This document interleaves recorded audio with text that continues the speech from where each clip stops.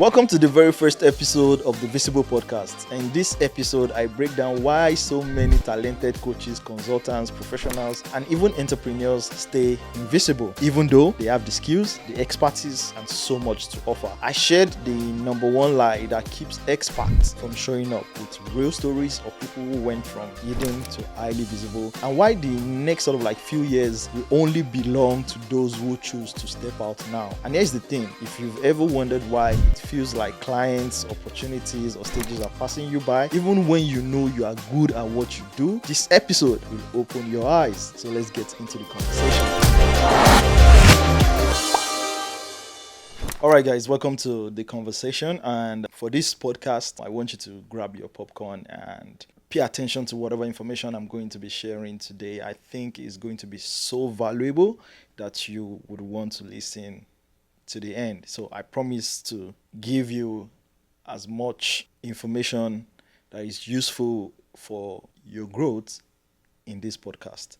So stay with me, stick with me, and I would like to progress in a certain way, and I just want you to flow with me as I'm trying to deliver my points. Just right before this podcast, I've tried to organize my thoughts and make sure that number one, I don't ramble too much, and number two, I deliver the information in such a way that is easily digestible for you, right?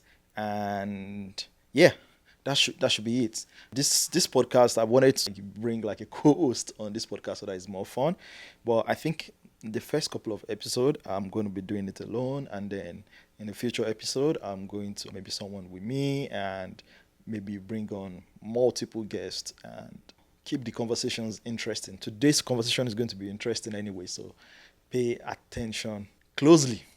That's what I can say. Pay attention closely to the conversation I'm about to have with you guys today. Do you know that 90% of people consume and less than 1% create? 90% of people consume information online and less than 1% of people create. I want you to think about that for like 5 seconds. The funny thing about that statement is that a lot of people don't realize that you are possibly positioned as part of the 90%, right? And realistically, I feel like 90%, 99, not even 90%, 99% of individuals right now that are probably even watching this podcast right now are currently invisible in the world. Like the fraction of people that know them are probably less than 100, probably less than 200. So I want you to think about this information carefully. And I'm looking at my notes just because I want to pass some statistics for you to understand this point I'm trying to share and why this number would help you see the bigger picture to where you need to position yourself to ensure that you are visible to wherever your target audience is. And I'm saying target audience right now because it's the most common word people use, but I like to see my target audience as my either customer or individuals I like to inspire, right? Those are my two target audience. Number one is people that I want to sometime in the future do business with, and number two, individuals I want to inspire. Now, one of the painful things is that your invisibility is costing you a lot of money. I cannot pronounce. Your invisibility is costing you a lot of money. If you are not visible, you probably don't know the amount of money you're losing by being invisible. Also, I believe that visibility equals opportunity. The more visible you are, the more people see you, the more people like you, the more opportunity is placed in front of you. I also want you to think about that. If you're visible today, if a lot of people know you and you actively show your skill, you actively show what you can do, there are chances that at least one person will patronize you. And I've tested this theory multiple times, not just with myself, with my customers, with my wife, with my friends and family, and it has worked for them. I also didn't learn this automatically. It has just been happening for me all throughout my life's journey. If you are someone watching this podcast right now and you follow me on my social media platform, You should follow me on my social media platform, by the way. You can follow the link in the description, or I'll scroll my handles on the screen right now. One thing that I've always done, and I don't even know how I realized it was just an unconscious thing, was to be showing myself to my friends, or showing what I can do to my friends rather. I'm always visible in front of them. I'm always doing one thing or the other that would leave some sort of like impression of my skills, my talent, and the kind of results I can produce.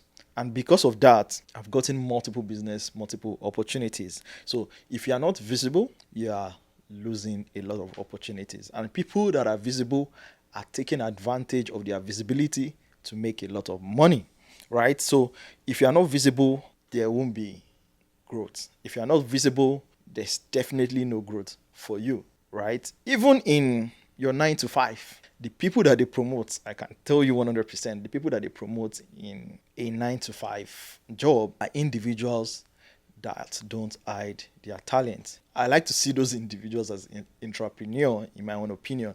They are the people that are outspoken, that are not afraid to share their ideas in front of the rest of your colleagues. They are the individuals that they might not even be talented, but they are just outspoken. They have a can-do attitude, and they go for what they want. When they ask them to execute certain tasks, they do it. They are not afraid to do it. They are not afraid to be judged, right? These individuals are individuals that stands out and gets promoted easily.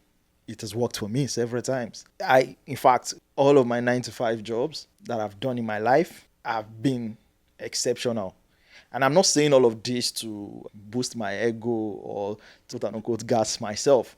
I'm saying this so that you understand that it's not enough to be hardworking. You also have to be strategic wherever God has placed you. I'm a man of faith, and I believe that everywhere I find myself, I have an assignment in that place. And if I have an assignment, I believe I need to actively be seeking out opportunities to get elevated, to do things that would make God's assignment fulfilled in my life, or in the life of whoever He has placed me to bless. So, anyways, and I want you to think about it.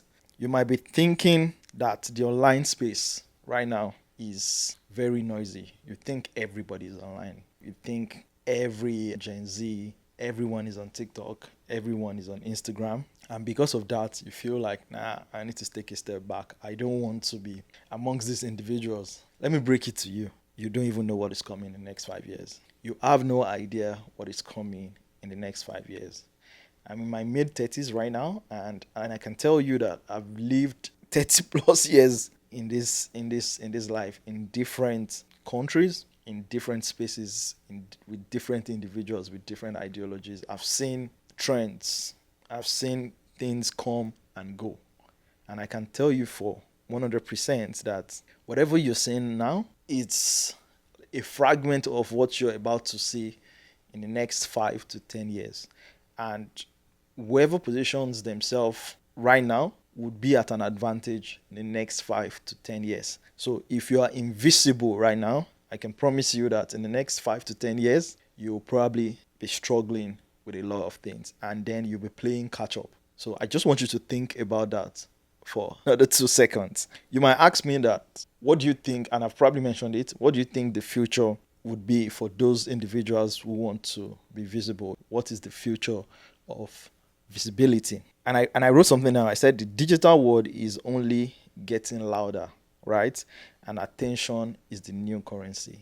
The digital world would get louder, and attention is the new currency. You would agree with me that you cannot make certain transactions if you don't have money. You cannot buy food, you cannot buy drinks, you cannot buy a car if you don't have money, right? And the currency of the future, in my own opinion, is attention. In fact, in the last 3, 4, 5 years ago, organizations, marketing departments have been leveraging influencer positioning to market product and services. Today, if you don't know, it's being done at a higher scale. In fact, the reason why a lot of people are becoming creators right now is because they believe that they will make so much money with brand partnership. But anyone who is thinking like that, their thought is valid. I'm not discrediting that. but there's so much money to be made, even if brands don't approach you for collaboration. Because in my experience, I have made money with no significant following. One thing I also want you to understand is that most of these influencers that you see that make a lot of money online, they've sacrificed, they've been in the game for maybe 7 to 10 years, built a following, can influence people, can influence a lot of people, can cause people to engage with their content. These individuals have done the work. The organization have seen that they have like significant influence. Prior to this influencer economy, the people that were influencing were celebrities, actors, but social media has brought in the ability for everyday individual to become an asset, to become an individual that can make a lot of money without being a TV star, right? Without being a magazine star, right? That's the word. That's what the word used to be. But today is different because the digital age, the social media age, has placed an opportunity and has given every individual an opportunity to become something. You see, one of the things I also like is that I won't say I like it. I like it. Let me reframe. I like the fact that AI will take over a lot of skills. And here's my explanation. As a graphic designer, for example, I used to struggle to design sometimes. Like I have to really think about what I want to design, do enormous research before I'm able to practically come up with a nice design. But with AI, it's different. With AI, whatever would take me 3 days to do, AI can do it in less than 30 seconds, in less than 20 seconds, in fact, in less than 15 seconds. So my point is, I like the fact that AI will take over most of the skill or will replace skill. But the way I like to also put it is that AI would enhance our skill, but it can't sort of like replace a couple of things. I believe AI cannot replace our face, our emotions, and our nuances. Yes, don't get me wrong. I see what some AIs are doing right now, and it's super realistic, and it's going to get better, and everybody's fighting it. But I also believe that, and it's my opinion, I also believe that people will start craving for individuals' uniqueness, right? AI is striving because it has data and information, right? But AI has zero experience. AI relies on other people's experience to communicate a fact, to communicate knowledge, to communicate a lot of things. And the more we interact with AI, the more it starts to build a pattern and essentially understand the human nuances, the human feeling, but can never be human, is what I'm trying to say. So, what will give you an edge is to be able to convert the ability of what AI can do to benefit your own skill, your own approach to business, your own talent. I don't think we should be fighting AI, right? And I also think that in the next 5 years, the visible ones will dominate. And I think I've already mentioned that they will dominate every other person that is invisible. They would dictate what culture would control the world. And we've probably even seen it before. I want you to think about hip hop music videos that we watch as teenagers or as kids. Even today, if something is trending on TikTok, everybody follows it. That's influence for you. If people start wearing baggy today on TikTok, everybody will start wearing baggy and call it fashion. If people start, what example can I give again? If people start wearing double trousers, it just takes one or two or three influencers on TikTok to do it. Everybody will start doing it. So my point is, in 5 years, it's only the visible one that will dominate, not the smart ones or the most studied. In fact, I believe the smart ones are always in the lab, in my own opinion. That's just my opinion. I believe the people that are very smart, they are always in a research center trying to develop one tech or the other. And those people are probably leveraging AI as well to gather, to summarize information that they would use to produce the next magnificent software. I've worked in a research center before and I kind of know how they think. So In the next 5 years, only those who are visible, only those who have a presence online would dominate every other person. And I'm not saying it in a bad way, it's just what it is. And I really, really want you to think about it. In fact, look at your life currently and look at some of the decisions you are making. If you look at them and you scrutinize them or you distill them down, you will realize that most of these decisions are being made because an external person has influenced you to make it. Even me as well. This cap that I'm wearing that carries my company name, I saw it from someone. Someone influenced me to make that decision. It wasn't an idea that just dropped in my head. No, I saw someone do it, and I'm like, yeah, I can also do that and wear my cap all the time. I show up on video. I don't know if that makes sense. Anyways, let's forge ahead. So, why do you think that most people, including sort of like brilliant experts, stay invisible? There would always be a reason why everyone stays invisible. And before I say some of the things that I've discovered, you should probably drop it in the comments why you think people stay invisible. I also want to learn as well. My list over here might not be super accurate, but it's just a list that I've come up with, and there are things that I've observed in my conversation with the clients that I work with. None of my clients is comfortable speaking directly to the camera. Most of them are very good. They are extremely talented. When I tell you, these individuals, I can say that their IQ level is really high, even compared to me. However, they are timid, they don't want to speak into the camera.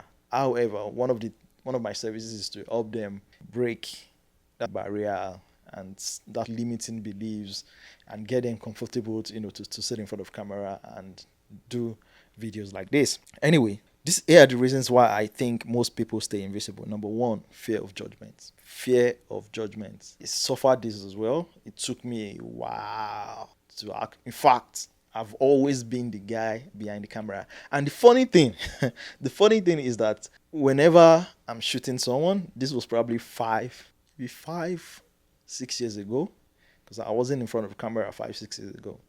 I was always behind the camera recording people. And one of the things that I used to do is that I used to give people advice as the guy behind the camera. I used to tell them how to behave, how to stand, what to say, how to. They were valid, but as at that point in time, I know I couldn't do it.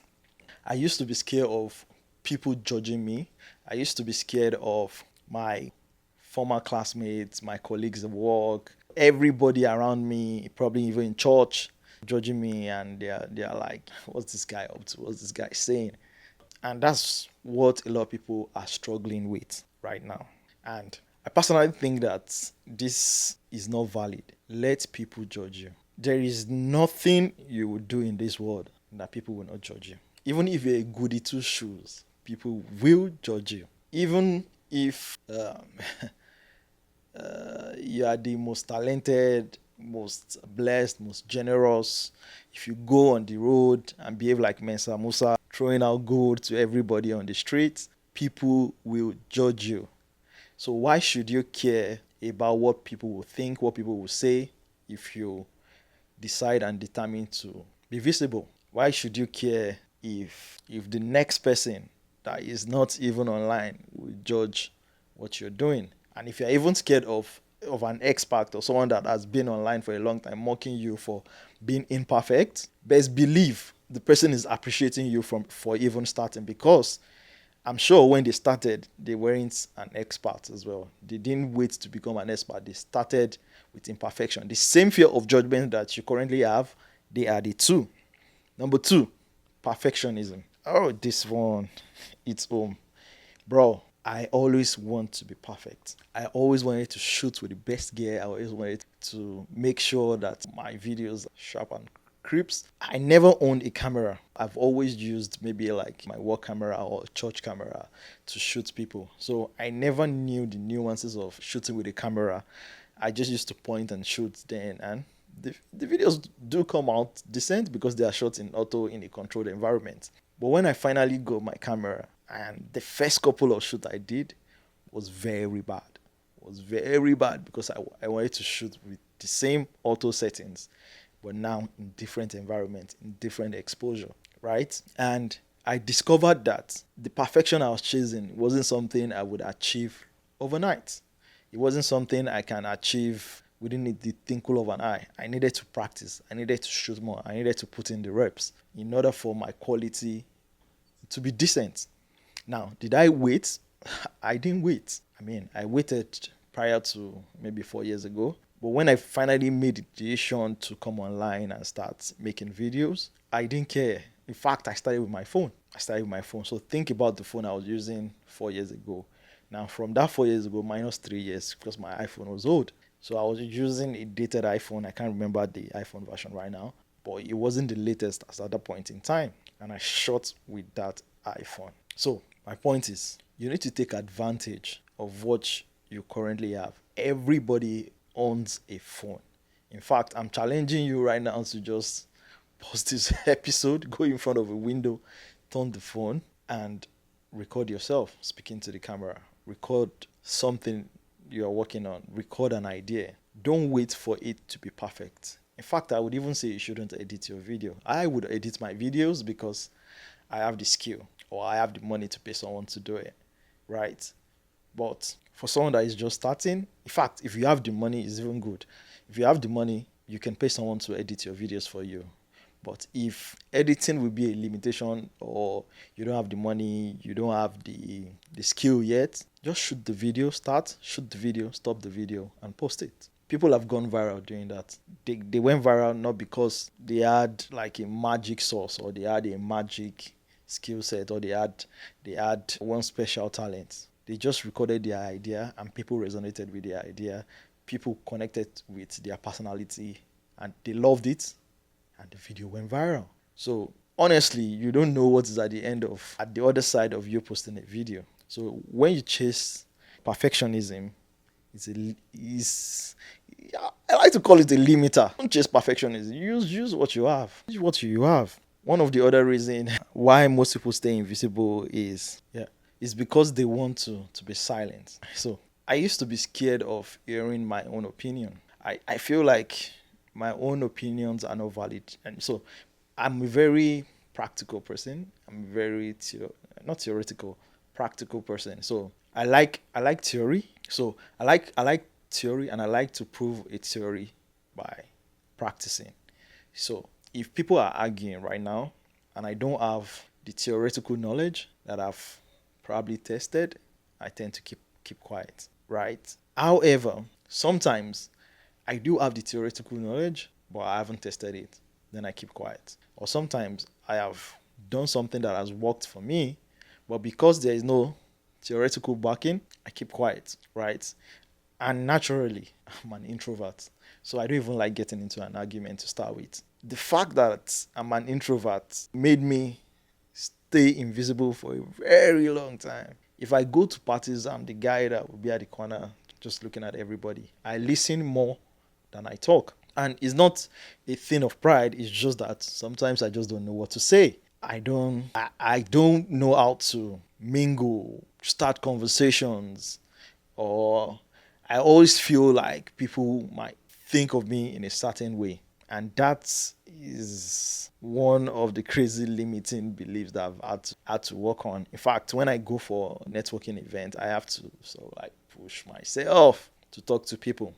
And and I also think one of the reasons why people choose silence is because they don't want people to behave a certain way towards them because the person is probably not nice or because the person is not just well behaved enough and then they can be dismissive, and if they are dismissive towards you, you would also feel a certain type of way and you wouldn't want that to happen to you. So because of that, you prefer to choose silence than speaking. So one of the things I learned that really helped me is this concept of focusing on how much output I can put out and forget about metrics. And why I'm talking about metrics, so when I talk about metrics is like the data. Is your follower count growing? Is your how many likes are you getting on a post? How many comments are you getting on a post? How many saves? How many share? Those are data that usually tells you whether your video is good or not. So one of the things that most people are scared of is the silence they get from people not engaging with their post. So they believe that if I record this video today and I post this video, will people engage with it? Will people like it? And it's a big deal. I'm not even going to dismiss it. That is a big deal. It's a big deal because your emotions can be crushed when only three people like a video that you've spent maybe 24 to 48 hours in making. When I first started putting out videos, I felt like that. I felt discouraged. There are videos that I've put in a lot of effort in making, and I'm like, nah, at least I'll get 20 likes on this video. I was very humble. I wasn't even looking for 100 likes. I was looking for like 20, 30 likes. And I find myself landing in the range of 5 to 10 likes. Do you know how crushing that would be? Anyways, I kept on pushing anyways. And one of the things that encouraged me is when I started posting content, I used to post my workout videos, not with the intention of becoming a fitness trainer. I was just pushing out content. In the beginning, my friends they were not laughing, they were just like they were surprised, they were shocked because I used to work out practically alone. Like most people that know me, they know that I used to go to the gym. Well, they see my body and they know, but they don't understand the intensity that I go through when I go to the gym. So me posting that online gave them an idea or an insight into the kind of things I do when I go to the gym. So because of that, because I started posting my video, I started saying these things and they started, teasing me and saying things like, "Oh my God, your workout is tough. I can never follow you to the gym," and all of that. Well, the thing I wanted to point out is because my videos became so good, one of my very first clients came from the workouts that I do in the gym. It just approached me randomly. He follows me on social media because when I joined the gym, I followed everyone that I meet, right? So I used to just follow them and then they engage. Sometimes they don't even engage. It doesn't even matter. But this person looked at me one day and said, "I like the way you shoot your videos. Can you shoot our workout?" And I did for that client. And it's interesting to me that when I gave the client my rate, he didn't even argue it. I came up with the rate for that client on the spot. If I tell you the rate is outrageous to some people, but that's when I knew that there is actually something here. Because that time I didn't even understand the importance of visibility. I just knew that I wanted to do more. I knew that I wanted to share my gift with the world. I knew that I wanted to impact the younger me, the younger person that I was. So that singular opportunity allowed me to understand that there is value in visibility. Okay? So what silence tries to do with you, again, silence is the amount of engagement you get on your posts, which is why a lot of people don't even try at all, right? It doesn't really matter. And I was going to say a quote and I lost the train of my thought. I was going to say, not like a quote, I was going to say that one of the things I heard is that you need to focus on your output rather than the metrics. Because when your output increases, your growth increases and your numbers increase.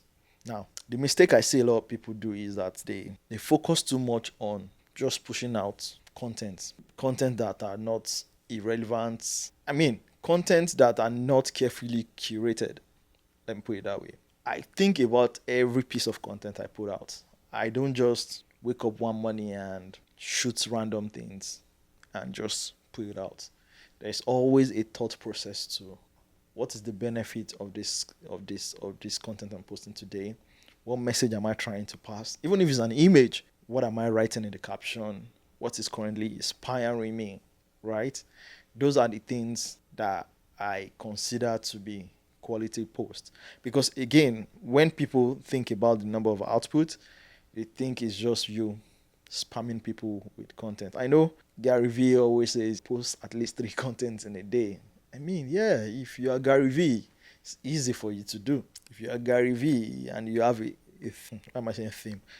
team of individuals working for you, it will be easier for you to put out 3 contents in a day. 3 value adding content in a day is very tough. It's very, very tough. I can tell you, right? So what I'm saying is, instead of focusing on the metrics, instead of focusing on the fact that people might ignore you when you post, I want you to focus on the amount of content you can produce every week, right? I'm not even saying every day now. Every week. Can you do 3 content? Can you do 2 contents in a day? How many content do you want to release this month? How many content do you want to release in a year? Those are the kind of things you need to be focusing on. How do you want to structure your content? Do you need to go outside to shoot your content? Do you need to shoot some A rolls outside or some B rolls outside of your house? All of these things would is what should matter. All of these things is what you should focus on rather than you focusing on the engagement. I know we are all humans. We want that instant gratification. We want you want that 1 million likes, 10,000 comments. We want it because that's when we think we would have fulfillment. I've seen people go viral and they don't have business. I've seen it countless times. Someone will post a video today, 1 million views. People will come to their page and their follower count won't grow. Have you ever thought about the reason why their follower count don't grow? It's because when their post went viral, people check their page and they only have 2 posts, 3 posts. There's nothing for people to feed on. But imagine one of your posts goes viral, they come to your page, they see that you've posted 500 times since you opened your Instagram. They scroll to number 1 video, 2, 3, 4, 5, 6.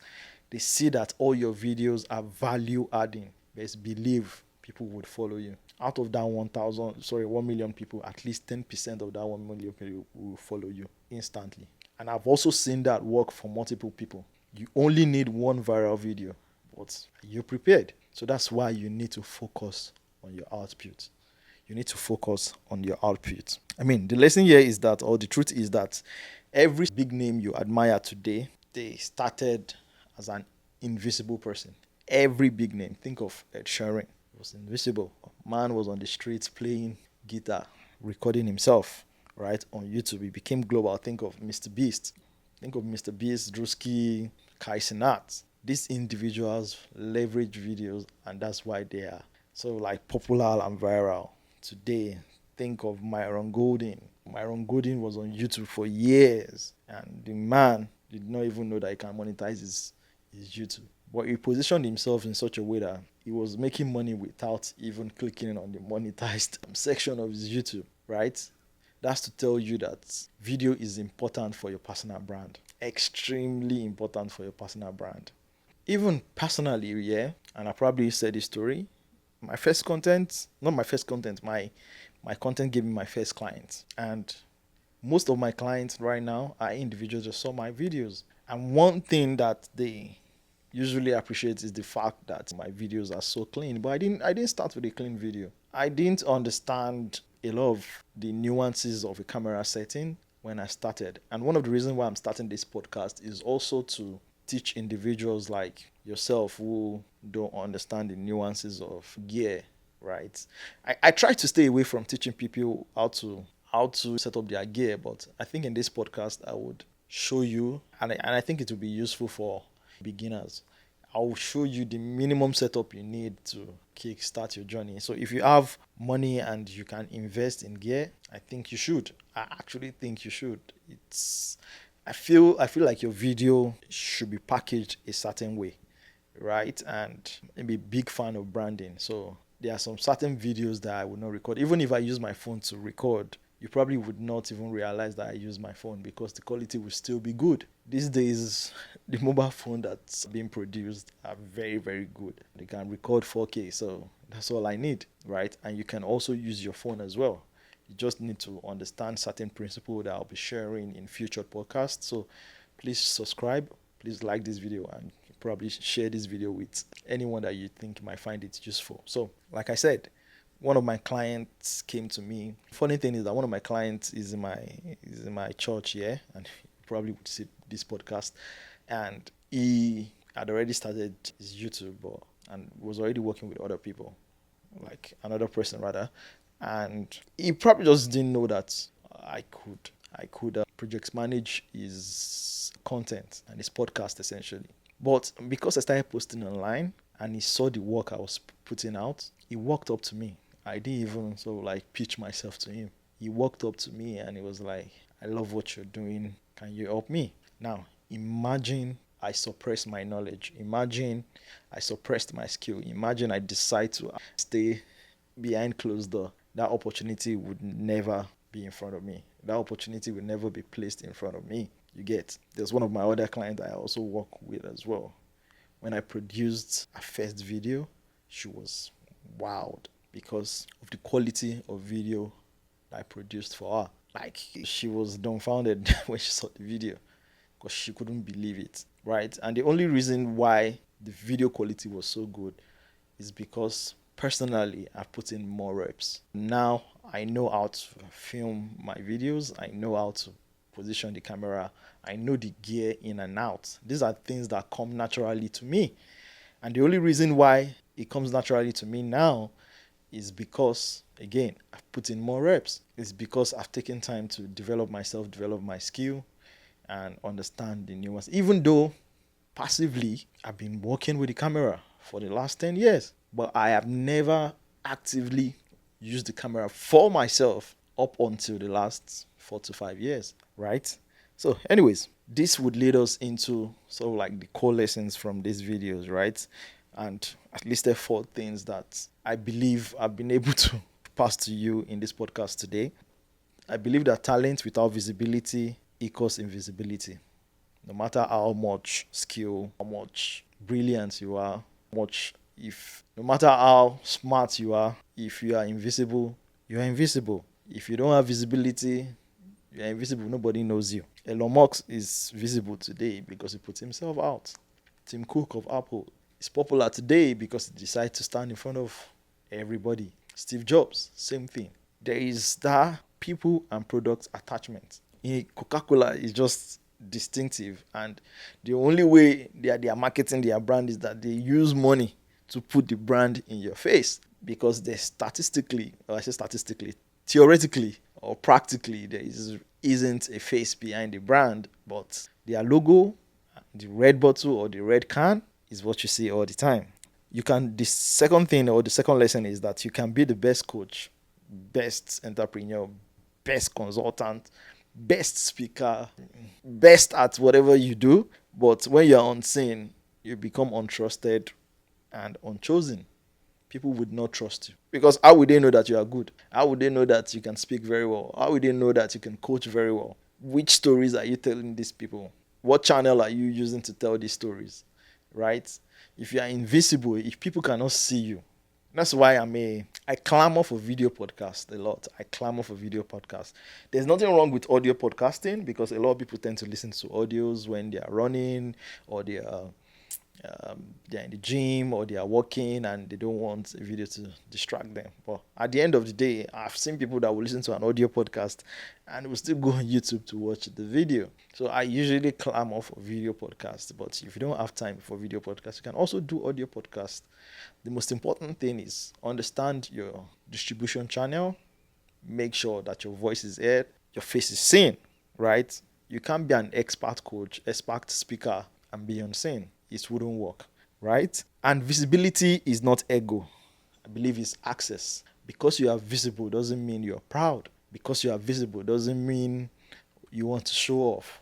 Because you are visible doesn't mean, I just don't want people to think I'm proud. I don't want people to think I have this or I have that, right? No. Visibility isn't ego, it's access.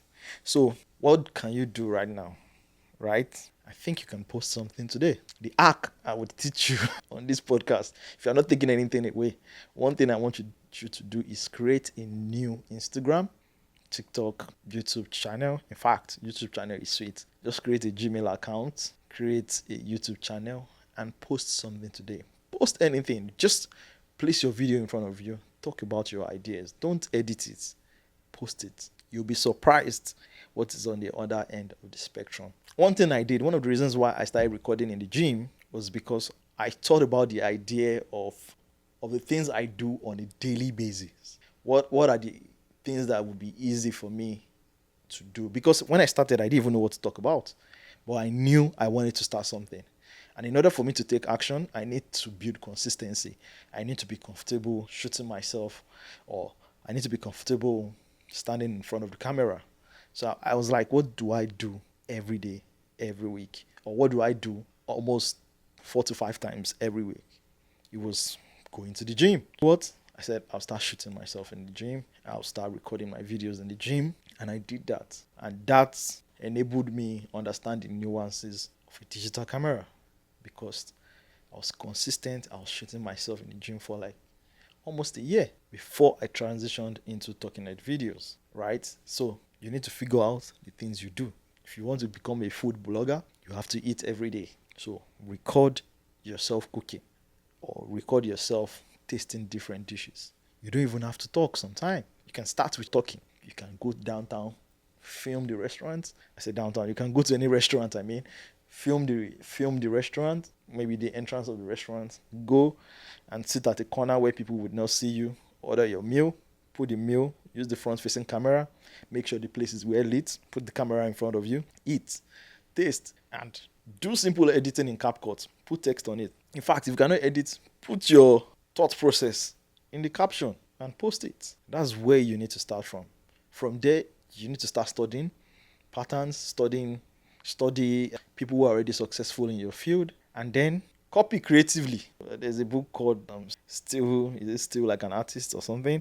Read books like that to teach you how to replicate other people's idea in your own way, right? So try and record and post something today. Forget that you don't have gear. Forget perfect timing. I believe consistency is greater than perfection.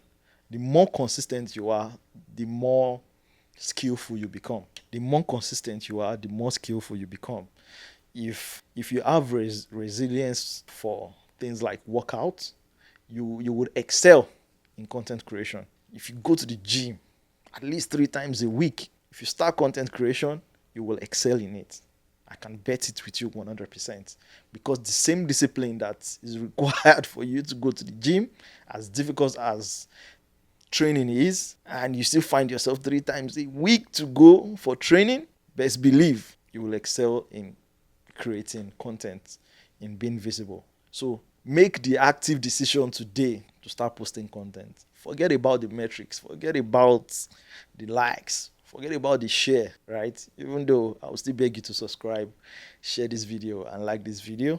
But again, even if you don't do that, it won't stop me from taking action, because the people that have done business with me, 90% of the time, they don't engage, they don't even follow me, but they know me. People have seen me in downtown. I've gone to a restaurant in downtown. I'm saying this restaurant story again. I've gone to a restaurant downtown, and I was asking the manager of the restaurant like a random question for something else, and he kept looking at me. I know you, I know you. And I'm 100% sure that the guy, I've not met him before, and he's not following me on social media. But he must have seen my post somewhere. That's why he kept on saying, I know you, I know you. I just didn't confirm from him, because when he was saying it, I didn't think about it too much. I just went back to my seat, and as soon as I sat down, I'm like, oh, this guy must have seen me, seen one of my videos. That's why he's saying that.